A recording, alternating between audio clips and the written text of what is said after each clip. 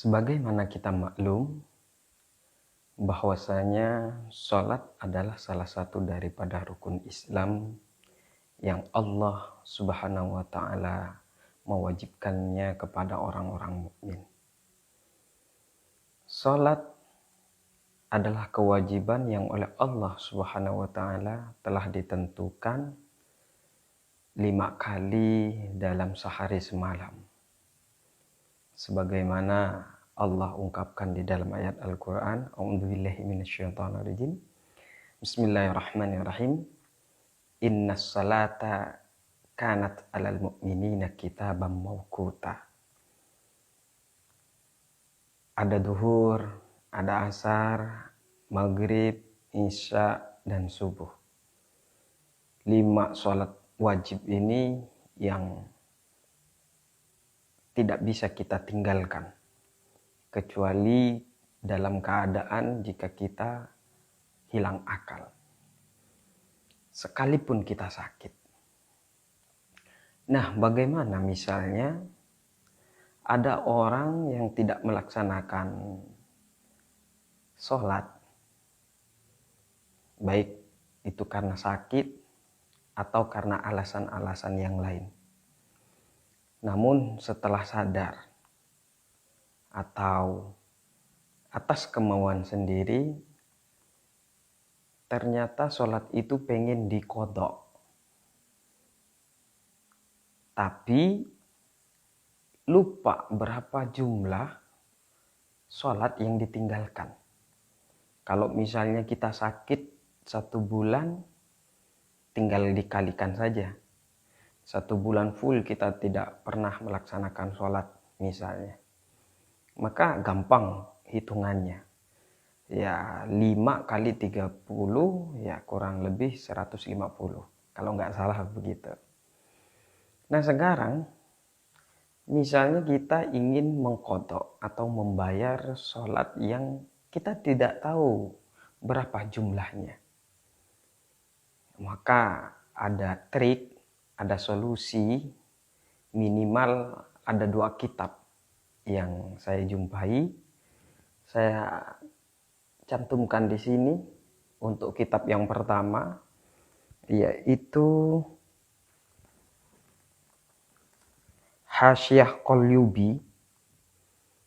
Teks berbunyi, wa idza syakka fi miqdari ma alaihim minas sholawati qadha ma lam yutayaqqan fi'luhu qalahul qadi.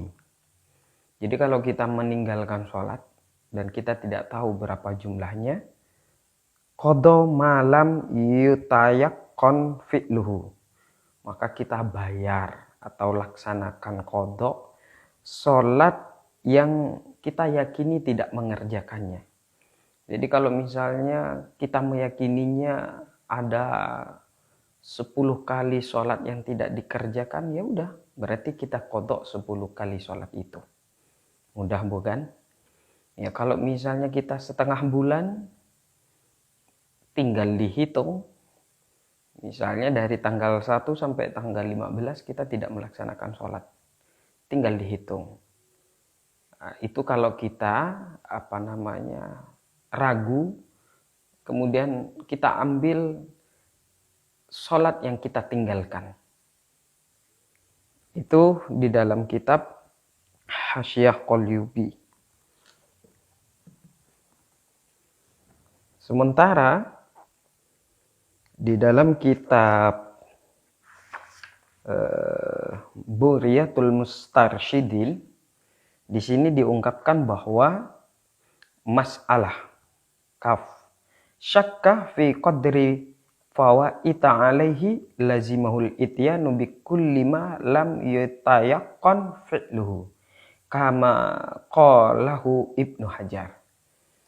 Menurut Ibnu Hajar, jika kita ragu ada berapa sholat yang kita tinggalkan sementara kita ingin mengqodhonya, maka lazimahul ityanu bi kulli ma lam yutayaqqan fi'luhu.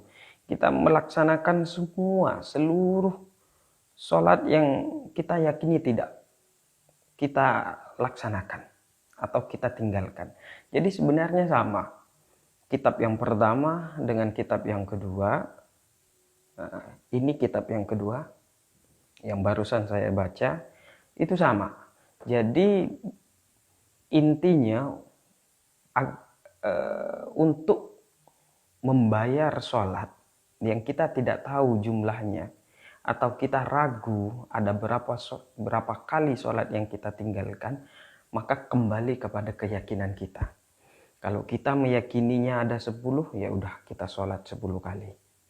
Kalau kita meninggalkannya ada 30 kali, ya udah kita sholat 30 kali qadha itu. Nah sekarang bagaimana? Apakah harus diqadha segera? Maksudnya kalau 30 sehari itu juga kita laksanakan 30, misalnya yang kita yakini 30 yang kita tinggalkan, ya lebih baik, lebih cepat, lebih baik. Lebih cepat, lebih baik. Namun kalau misalnya kita terlalu berat untuk mengqadha sholat karena terlalu banyak, jika kita laksanakan dalam satu waktu atau dalam waktu yang bersamaan, maka kita diperbolehkan untuk mengqadhanya ya misalnya kita sholat duhur, adaan, kita tambah dengan setelah kita melaksanakan adaan, tambah dengan qadhaan. Jadi kita melaksanakan sholat duhur dalam sehari itu 4 rakaat ditambah 4 rakaat, jadinya 8 rakaat. Tapi sholat ini harus dilaksanakan secara terpisah. Misalnya yang adaan yang dilaksanakan secara sesuai dengan waktu 4 kali. Setelah salam, kemudian kita sholat lagi qadhaan 4 rakaat sesuai dengan rakaat duhur. Ya kalau asar 4 rakaat juga. Kalau maghrib ya kita laksanakan lagi. Ya semakin cepat misalnya kita melaksanakan 8 rakaat kemudian ditambah 4 rakaat lagi, jadi kita bisa cepat menyempurnakan misalnya 30 rakaat, 30 sholat yang kita tinggalkan. Ini apa namanya solusi bagaimana cara kita mengqadha sholat yang kita tidak tahu jumlahnya karena mungkin sakit atau kita belum mendapatkan hidayah, kemudian kita mendapatkan hidayah ingin mengqadha itu ya sesuai dengan keyakinan kita. Apabila saya ada kesalahan dalam hal ini, saya mohon maaf. Tapi semoga bisa memberikan manfaat kepada siapapun yang hendak mempelajari ilmu.